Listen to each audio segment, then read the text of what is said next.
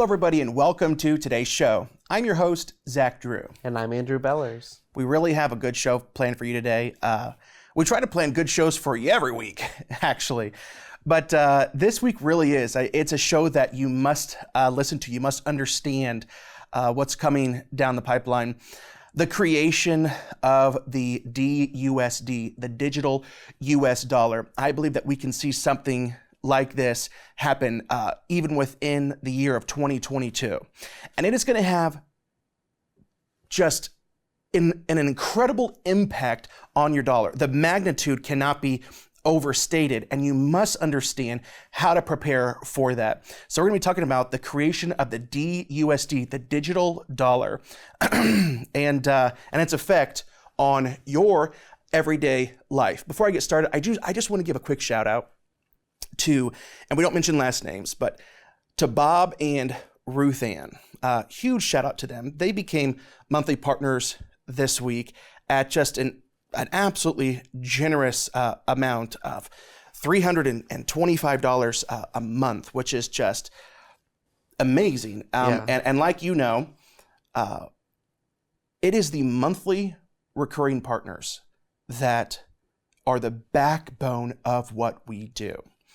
Whenever we've had dry months, they are the ones that have sustained us. They're just so faithful. They send it in the mail every single month.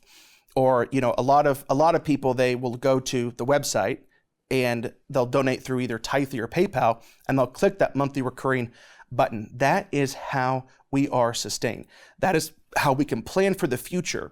And so for all of those that give on a monthly basis, just a huge thank you. Truly from the bottom of my heart, thank you. You are the reason that we can continue. Thank you, Jesus. All right, so let's go ahead.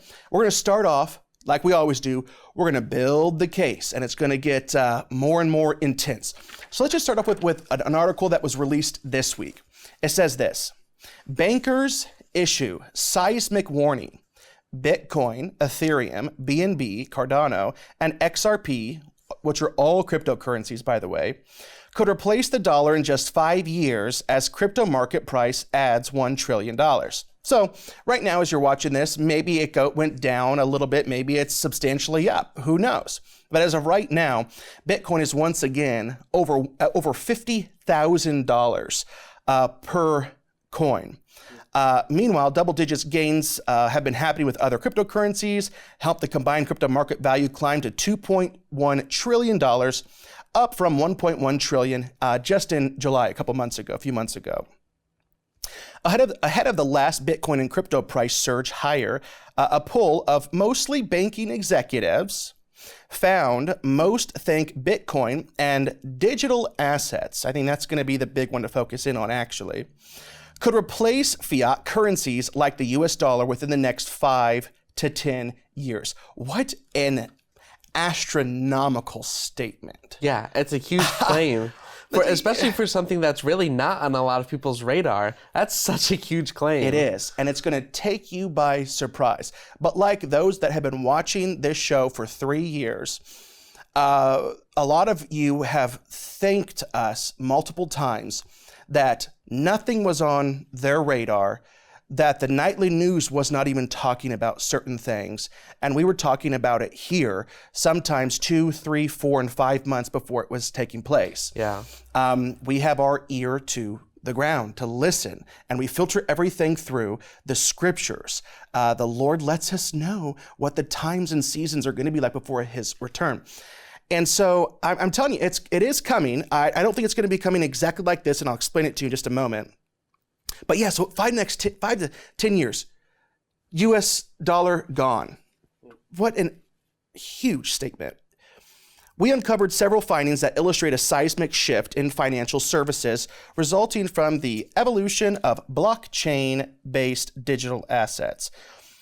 Consultants led by Linda Polzuk at the accountancy company Deloitte wrote alongside a report that found 76% of finance professionals think Bitcoin and crypto could serve as an alternative to or replacement for fiat currencies in the next 5 to 10 years.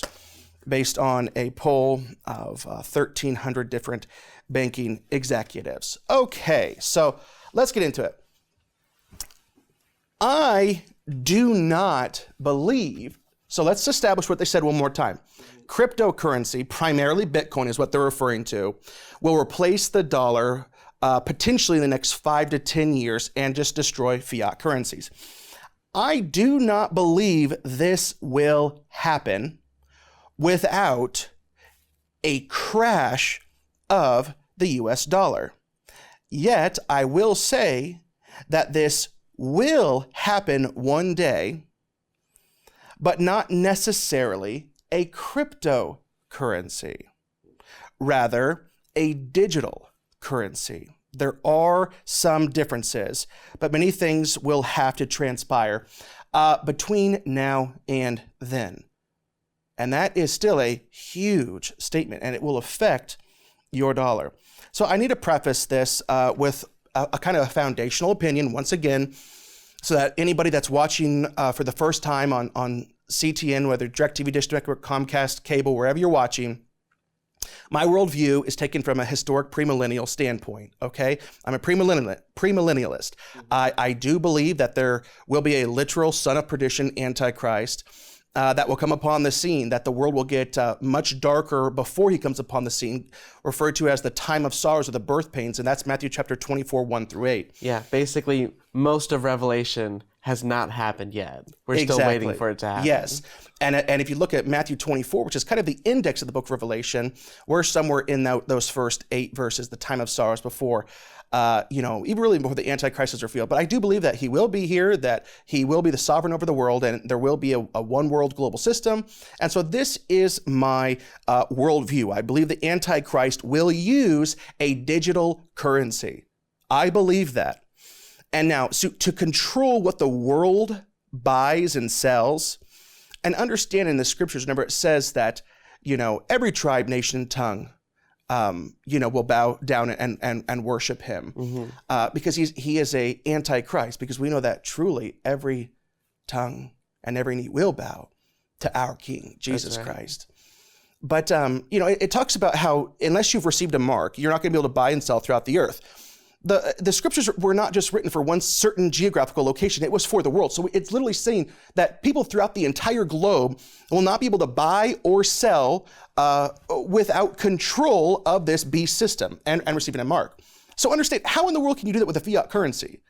No one would know. If someone hadn't taken the mark, no one will know if I have traded a different currency or not. Right? It doesn't have enough control. There's not enough monitoring. There's not a long enough and more an accurate enough digital ledger, okay, for these transactions.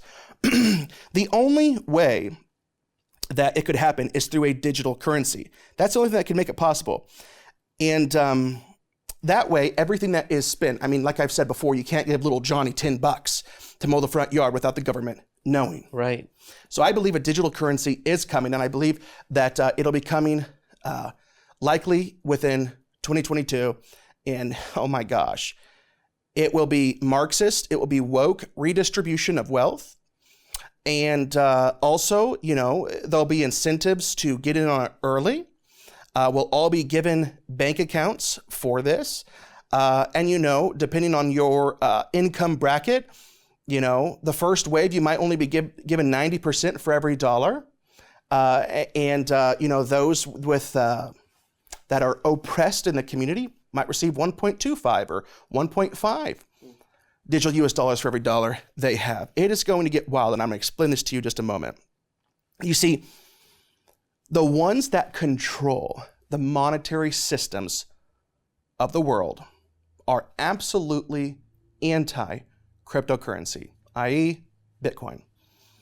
And I'm talking about the IMF, I'm talking about China, and I'm talking about the Federal Reserve. And I'm also not talking about just some banking executives. I'm talking about those that are truly in control of things like the Federal Reserve. So the ones that are in control, they're very anti-cryptocurrency. Now notice I did not say digital dollar. Now why are they? Because cryptocurrency is decentralized, meaning that no one entity, no one group, no one government can control it. It's decentralized. So if they can't control it, then they don't want it to succeed. Why? Because he who controls the money controls everything. They want to be in control. But because this is the way that the world is moving, our government will create their own digital dollar to remain in control. Not necessarily a cryptocurrency, because those are established with something called blockchain technology, which enables it to remain decentralized, but a digital US dollar, the DUSD. Now, what can the average person do to prepare for this? We're going to be getting to that too. But I just need to say this. It is vital that you understand what is about to take place, I believe, over the next 18 months. There is a race to retire the US dollar as the world's reserve currency and to replace it with a digital currency. But cryptocurrency giants like Bitcoin aren't in this race, okay? Like I've said before, it's China, it's the IMF, it's the Federal Reserve. This is a very, very important video that I'm about ready to show you. It's a video of Glenn Beck, and it's him explaining how and what the Fed wants to implement as early as next year, and how it's going to greatly affect what's in your bank account. Think woke wealth redistribution. But that's only the beginning. Once again, this is all about control. Let me tell you about the plan to retire the U.S. dollar. In my research, this is my belief of how things are going to work out in the next couple of years. I passed this by several people, and they believe it's solid, but I want you to know up front, this is what I believe is going to happen, and it is all tied to things that I know are already being put into place. Right now, there is a race going on for digital currency. It's a three-horse race, and Bitcoin is not in it. It's the U.S., China, or the IMF, the World Bank. We are looking for what is going to be the world reserve currency? What is going to replace the U.S. dollar? Russia and others are pushing out digital currency, et cetera, but they're a tiny portion of the global currency power, and they're really not relevant, in my opinion. The U.S. Federal Reserve is behind China on the actual digital currency implementation. China already has the digital renminbi, which I just love. How many renminbis do you have? I have 11 trillion. You have 11 trillion. That is good, yeah. So they do all of the intergovernmental transactions via the Bank of China. So in other words, the Communist Party passing money to the Communist Party posing as the bank, and then the Communist Party getting that money back. It is renminbi is the people's money in Mandarin. However, even though they've already pushed this out and they're already using it, the U.S. is way ahead when it comes to potential adoption. Pretty remarkable, isn't it? And we're going to be playing another clip here in just a few minutes. But I'm trying to warn you. I'm trying to get you prepared for this. And I do believe you need to be prepared. I also don't think that you need to have a bunch of fear in your heart either. You know, I know all this stuff better than obviously the average person walking down the road. Mm-hmm. But I don't have any fear. And so if you have fear in your heart for these things, I'm telling you right now that you're not filtering it correctly, okay? It's just simply, it's coming, it's gonna happen. We have faith in Christ. Christ is unmovable. And if you have built your life upon the rock, when these storms come and the waves, beat against the house, the waters rise and the winds blow, you're going to be okay, okay? And what I mean by that is you're going to be okay because your salvation is secure. If you've built your life upon the rock, Jesus Christ. Because though we might have trials and persecutions in this life is only a vapor. And the most important thing is that you know that Christ is your Lord, that you have accepted him as your Lord, as your master over your life, that he's the only atoning sacrifice. Because right now, if you haven't, you stand eternally guilty before a holy God because of your sin. And there is nothing you can do, no good work you can do or display. Doesn't matter the amount of money you give to charity, or whether you're at the homeless shelter every night feeding the homeless and the needy. Doesn't matter, because it's not about your good works. It's about his good work. It's about Christ living a sinless life and dying upon that cross as our atoning sacrifice, meaning if we call out to him, he is the only one that can cleanse us before God. We stand guilty unless we stand in Christ. And so you shouldn't be fearful, but you do need to prepare. A wise man sees what's coming and prepares. A fool sees what's coming, just doesn't care. I need you to remind you about the Germans in the early 1920s. So think before, not talking about Hitler. This is before, okay? That the German mark was worth one. It was 5 German marks for every dollar in the early 1920s, like 1918, 1919 as well. And then within a few years, it was 1 trillion marks for every dollar. And we are following on such a crazy parallel to Germany.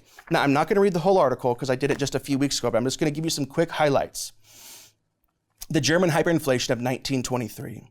Before World War I, Germany was a prosperous country, like America, with a gold-backed currency, expanding industry, world leadership in optics, chemicals, machinery.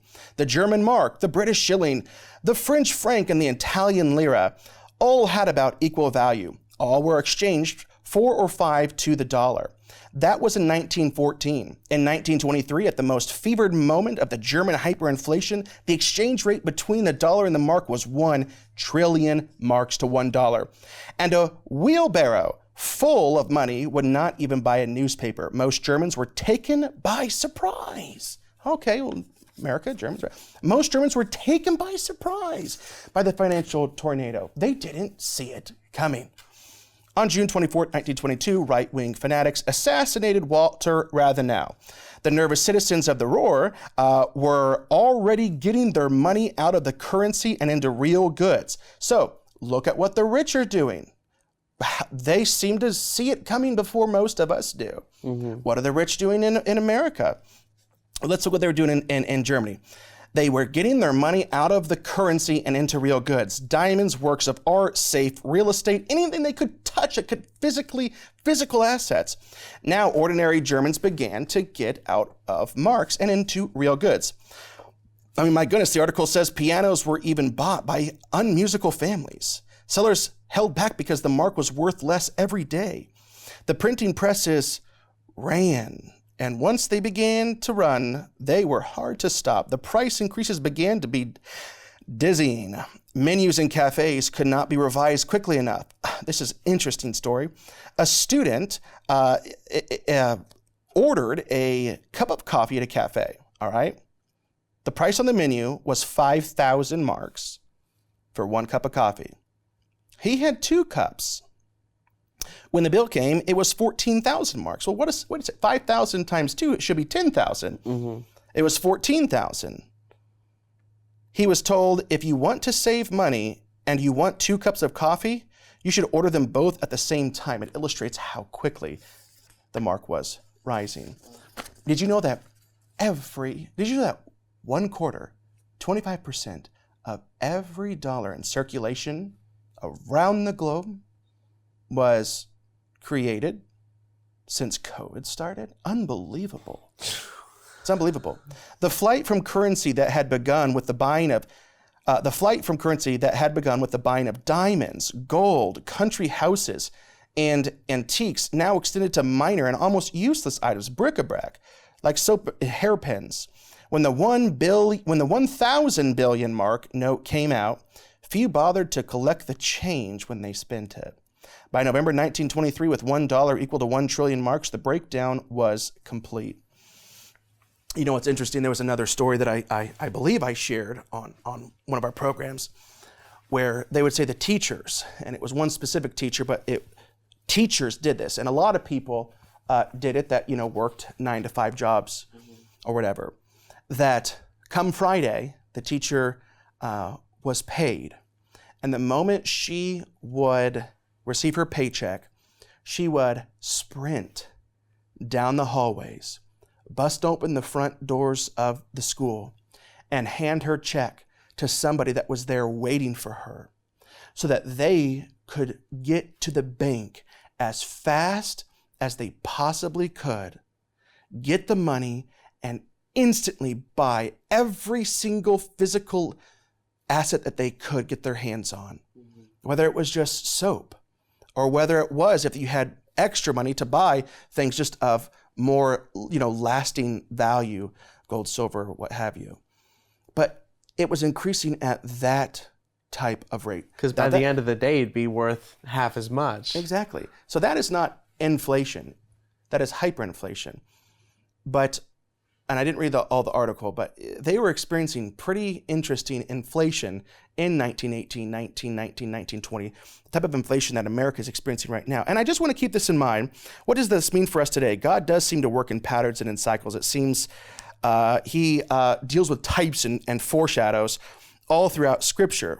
And what happened in Germany led to Hitler, which was a small foreshadowing of the Antichrist to come. And I believe what is happening in America, if they can succeed, I do believe we are in the end of times, and it very well could usher in the Antichrist. We need to be prepared. If you were in Germany in 1915 and you mysteriously got this article describing the events that would transpire in the next 5 to 10 years, what would you do? How would you prepare? And that is how you should prepare in America today, right now. Let us continue. Now, I am not a financial advisor. This is not financial advice. I have to say that as a disclaimer so that I don't get in trouble. Yeah. So I am not a financial advisor. This is not financial advice. This is my opinion. But I do think investing into whatever you can is a smart idea. I think it'll be your dollar will be devalued in such a way that you might still have $100 in the bank. But that $100 in the next couple of years could very well be worth $52. It's still $100 there, but it could be worth $52. Mm-hmm. And, not financial advice, but I think that if you have a little extra money, that I think, even bullion, silver and gold, as a hedge against this inflation. That is why, because bullion, silver and gold, coins and this and that, it's not necessarily an investment. And it can be, if things go really wild, but it's truly a hedge against inflation. Yeah. Silver bullion primarily, unless you just have so much money that gold bullion could possibly be for you too. But even for bartering, it's about junk silver, but that's like what it's called, 90% dimes, coins and this and that. Because throughout history, when fiat currencies have gone to zero, gold and silver have always been worth something. You go out and buy a $50,000, Chevelle Super Sport right now, and the world tanks and our dollar goes to zero. You know what will not be worth $0 is that Chevelle Super Sport. Mm-hmm. Now, it might devalue. My gosh, it might devalue 20%, but it won't devalue like the dollar. And that's why the rich are buying things like that right now. Oh, and just a quick thing. Did you know that, you have no idea I'm going to say this because I was just thinking about that. We are a 501c3. Everything that's given is tax deductible for those that give. And at the very end of the year, everybody that's given throughout the year receives, their sheet of what they've given for their taxes. Right. You can give anything to the ministry. It doesn't just have to be money. If you have if you're just, we didn't know it, but you were actually a pirate for 50 years, you have treasure chests full of gold and silver, you can donate gold and silver to us too. Then we just simply get it appraised, whatever spot value is that day, and then we send you a donation receipt for what that was. So don't ever think like, well, we can have art appraised. If you want to give an old car, That's interesting. gold, silver, it literally whatever you want to give, you can give to the ministry, and we can keep going. Now let's talk about woke redistribution. Okay, think Karl Marx, right? Karl Marx, the father of communism, is once again, he's all over this. We must be all equal, right? Equally poor, equally miserable. It doesn't matter how hard you work. It doesn't matter how long you've worked. It doesn't matter the risks you've taken and succeeded to gather your wealth. Nope, it doesn't matter. Not for what's coming. Take a listen. The convertibility rate, analysts are now speculating that it won't necessarily be equal. So in other words, not everyone will get 80% or 70%. Part of the plan here is to do social engineering and wealth distribution. They're going to have a progressive, like we have a progressive income tax, this will be a progressive conversion rate. It'll be the same way we do progressive tax structure. Poor people are going to get a 1-to-1 ratio.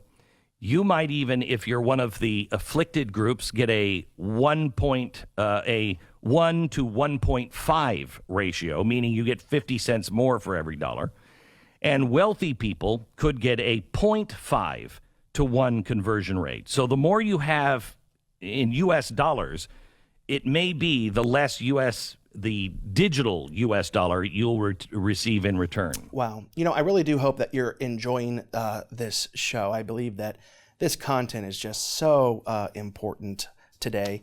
How strong will the dollar be in the future?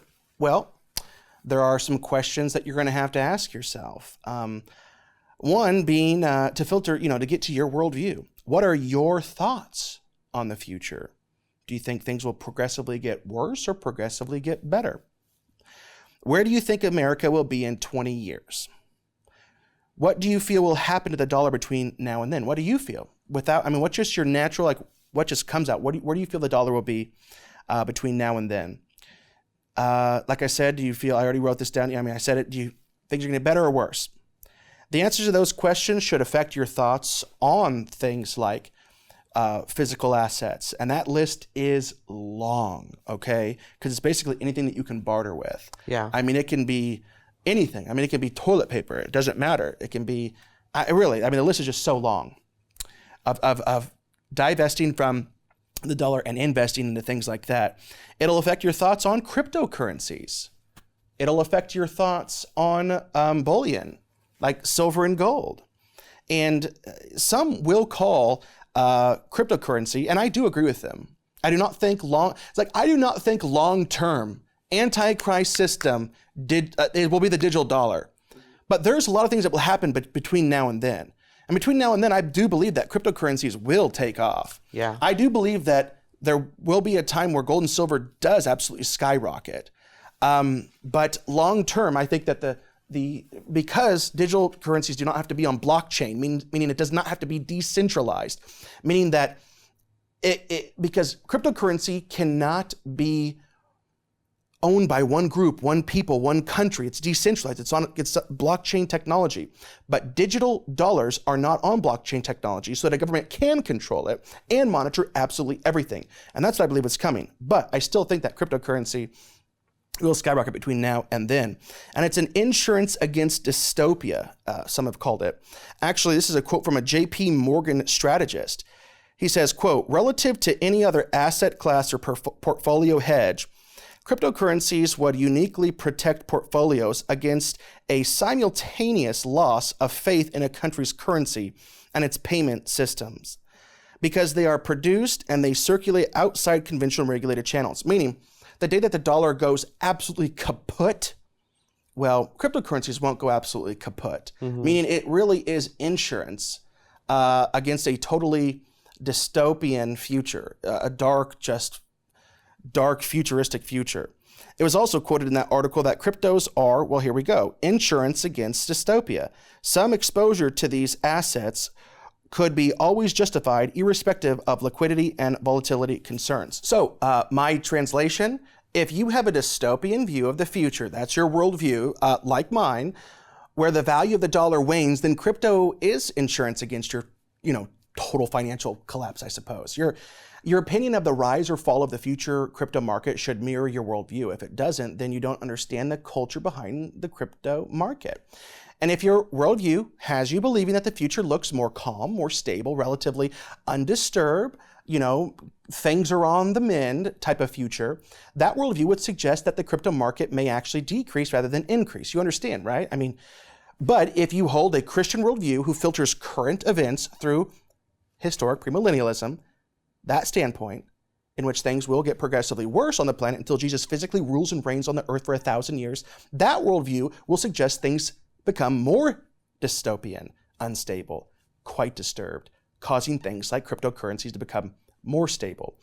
I am not a financial advisor. This is not financial advice. Inflation is radical. And it's such a crazy, and we are in inflation, but get ready for hyperinflation. Hopefully not like the Germans. Right. Because no one wants that to happen. But the definitions of inflation have changed over there. This is one of the common definitions of inflation, and it says this: inflation is a process in which the average level of prices increases at a substantial rate over a considerable period of time. In short, more money is required to buy a given amount of goods and services.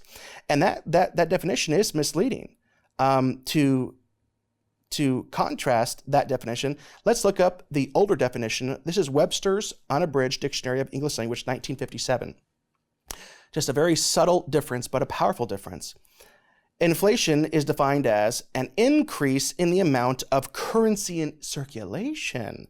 That's printing. Resulting in a relatively sharp and sudden fall in its value and rise in prices. This is what we're seeing today. This is what the Federal Reserve, this is what we've done. Like I said, 25% of every dollar in circulation has been printed just since COVID started. Print, print, print. We are seeing intense inflation, and I do not think it's going to slow down. I believe we could see even hyperinflation over the next few years. But inflation alone, because there's inflation and hyperinflation. And inflation alone, the rate at which it has been, because it has been manipulated. It's not been 2%, this and that, over 3 over the years. It has been, really, it's been 5% or more every year. And inflation alone is hidden theft. I actually was listening to a friend of mine speak. He is now with Jesus. An opportunity to speak with him and have several dinners with him, Chuck Missler. And he talks about how inflation is that hidden theft. Take a listen. Because you and I are subject to what I like to call the hidden theft. The hidden theft. Let's assume that 5% inflation over the time of an individual. That 5% devaluation applies not only to the money he earned this year, but to all the money left over from previous years. You with me so far? That dollar now is worth 95 cents, right? At the end of the first year, a dollar is worth 95 cents. At the end of the second year, the 95 cents is reduced again by 5%, leaving its worth at 90 cents. Doesn't sound too terrible, does it? Except it happens every year. By the time a person has worked 20 years, the government will have confiscated 64 cents of every dollar the person saved over those years, not by taxes, but by inflation. By the time he has worked 45 years, the hidden tax will be over 90%.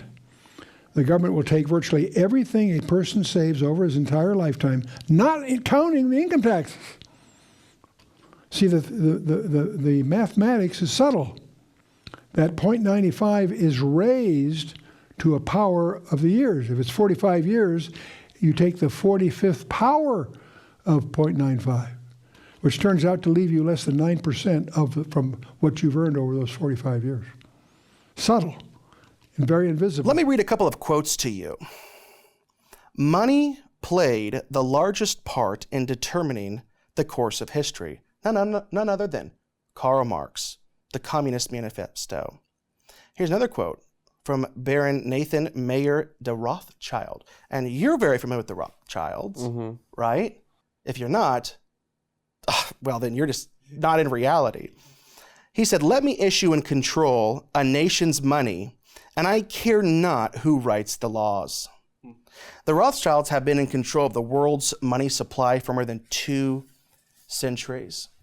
And if you don't know about them, I have prepared some notes concerning the Rothschild that I believe that you need to know. Because it's not just America and them controlling the Federal Reserve. It is the world's monetary system, truly. So by 1815, Nathan Mayer Rothschild controlled the Bank of England, and he boldly declared, "I care not what puppet is placed upon the throne of England to rule the empire on which the sun never sets. The man who controls Britain's money supply controls the British Empire, and I control the British money supply."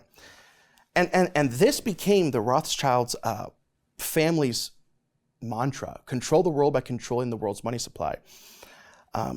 By the end of the 19th century, the Rothschild family controlled half of the world's wealth, gaining control of America's money supply. In 1791, the Rothschilds family gained control of America's money supply through Alexander Hamilton, the family's agent in George Washington's cabinet. When the family established a central bank in the U.S., named the First Bank of the United States, which received a 20-year charter from Congress in 1791. When Congress refused to renew the charter in 1812, the Rothschilds threatened the U.S. with a most disastrous war from Britain. They threatened the United States of America with a war from Britain that they would finance. The U.S. stood firm, following through on their threat. A second war broke out between the U.S. and Britain. The British war effort was financed by the Rothschilds. When the war ended in 1815, U.S. finances were in shambles. By 1816, Congress passed a bill authorizing a second Rothschilds dominated central bank with a 20-year charter, another one, named the Second Bank of America. This bank gave the Rothschilds control of the American money supply again. In 1823, the Rothschilds took control over the financial operations of the Catholic Church worldwide. In 1832, President Andrew Jackson led a successful effort by Congress to retake control of America's money supply from the Rothschilds by refusing to renew the charter for the Second Bank of America. Not until 1913 would the Rothschilds be able to set up their third central bank in America. In the meantime, beginning in 1875, they, acting through their New York banking partner, Jacob Schiff, at the banking house of Kahn, Loeb and Company, financed John D. Rockefeller's Standard Oil Company. There's the Rockefellers. They financed Edward R. Harriman's railroad empire and Andrew Carnegie's steel empire using Rothschild's money. They also helped New York financier J.P. Morgan establish European branches of their respective banks in exchange for allowing the Rothschilds to control the banking industry in New York and therefore America. In 1913, the Rothschilds established their last and current central bank in America, the Federal Reserve Bank. This independent bank regulates and controls America's money supply and monetary policies. You know, JFK let it be known that the Federal Reserve had too much power. He wanted our dollar backed again by gold and was assassinated. Trump wanted the same thing. And it's been said that many around him said, President Trump, if you do this, you will be assassinated. You see, the beast system gets a lot of money from our Federal Reserve. And that is not going to change. And when the dollar collapses, because it is inevitable, they will try to reclaim it again through a digital currency. And, you know, I heard Glenn Beck even say, whenever it comes to how do we get the world to go along with our digital currency, we'll write agreements for those countries that are indebted to us. You know, hey, we'll cut your debt in half, but you still have to exchange, 80% plus of all your business through our new digital U.S. currency.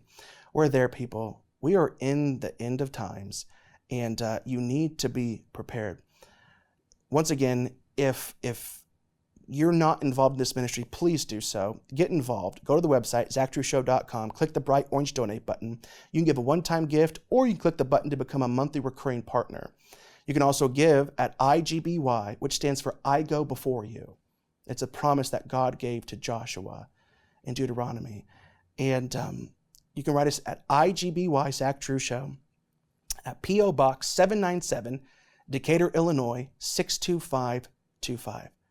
Hey, we love you guys, and we'll see you next week.